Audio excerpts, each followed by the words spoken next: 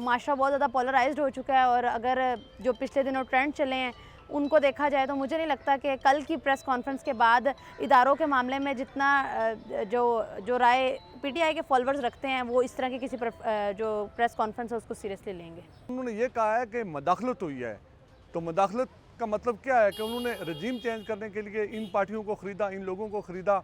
ISPR ने बिल्कुल सही कहा है कि जनाब हमने कोई इसमें साजिश का अंसर हमने नहीं देखा, तो ये अपनी तरफ से जो है ना ये सारा रचाया जा रहा है बस। मेरे ख्याल से ये मुनासिब नहीं है बयान देना, इस स्टेज पे आके इस तरह से बयान देना, क्योंकि अब तो हुकूमत बन चुकी है।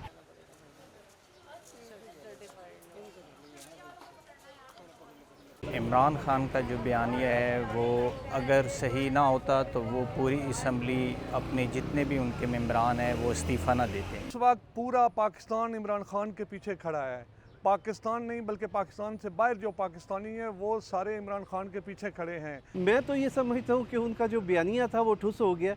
आज आप पता नहीं अब नई कोई उनको दास्तान याद आए तो वो सुना दे। वो तो वैसे भी बहुत सुनाते हैं, कभी 12 मौसम हो गए, कभी जापान और जर्मनी एक साथ बॉर्डर हो गया, तो उनकी तो बहुत सारे शगुफ़े हैं, बहुत सारे हैं, वो कोई ना कोई चला देंगे।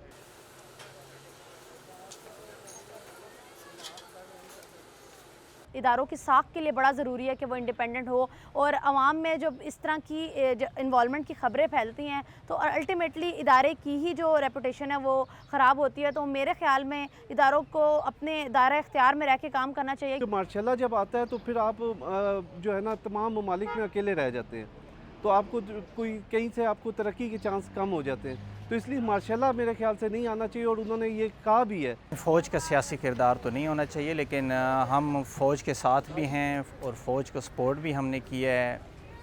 जब से हमारी माशाल्लाह आर्मी है हम उनके साथ ही हैं, लेकिन ये जो फ़ौज की सियासत में कुछ आ रहे हैं तो ये हम कुछ कहेंगे कि सियासत से दूर ही रहें।